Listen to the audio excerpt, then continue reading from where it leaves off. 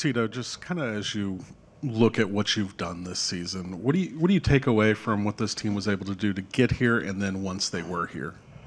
Well, before I answer that, I think I need to congratulate the Dodgers, Davey and Andrew, Brandon. I mean, they're certainly very deserving of moving on, and they're a handful, but they're also pretty first class. So just wanted to say that. You know what? It's hard to know what to take away right now because it's so fresh and raw. You know, everybody's hurting. Only one team can go home at the end on their own terms, and it's not us this year. You know, the season doesn't just wind down. It just comes to a crashing halt, and that's kind of hard sometimes to you know, make your peace with. I thought our group from day one was a special group. We did not accomplish what we set out to do. That takes away nothing from what me and the coaches feel about those guys. Other questions? We'll go to Barry right here. Tito, on the Dodgers, to your point, how far do you see them going? I mean, do you see them Who's going that? back to the Dodgers? Do you see them? Oh, I don't know. I don't know. I'm not good at prognosticating. I had us moving on, so I'm not very good at that. But as far as their talent, you know, what they can accomplish? Again, I'm not. Any team can win. When you get in, get hot. I mean, these guys, they're very good. Don't get me wrong. Not prepared to prognosticate on them right now. Wasn't what I was thinking about. We'll go to Pat. Tito, if I could ask you about the game tonight with, I guess, what did you think about Zach? Seemed like he gave you a lot. And then I wanted to ask about Nick Martinez. What did you see from him? With Zach, I kind of wanted to try to keep it where he only faced their lineup twice. And I think he ended up giving up 6 hits. You know, in the last one, the kind of the blooper down right really hurt. But I thought he threw the ball really well, and I thought he navigated his way through a lineup like he knows how to. The plan was to kind of turn it over to Lodolo and then to Nick.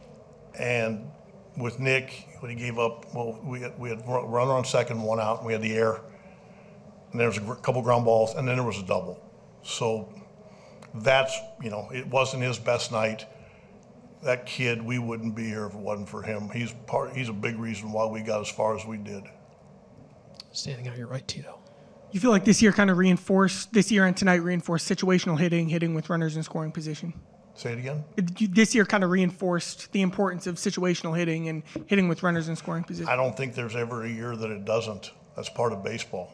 I just told our guys, you know, we need to do some things better, myself included. You know, I would never ask them to try to get better, and I'm just going to sit at home. I'm going to, you know, look in the mirror too. That's what we're supposed to do. Third row on your right. Terry, you mentioned day one, that 9 a.m. meeting, February 15th, whatever, when the marathon started. What you asked in that conversation, what did that group deliver back to you ultimately over the last 6+ months? They every time you ask them to do something, they tried to do it, which isn't always the case. They put our ball club ahead of themselves, and that always doesn't happen either. You know, we're not the finished product, but they competed like crazy, and that's what we asked them to do. When things didn't look very good, they kept competing. Even the last couple nights, you know, we're getting our ass handed to us, but they keep going. That's a good trait. Do 1 or 2 last ones, Trent? Tito, 1 month ago today, Sal Stewart makes his big league debut. Today, he drives in 3, drove in 1 yesterday. Did you learn something about this kid and what he is capable of doing? I think we kind of felt like we had a pretty good idea.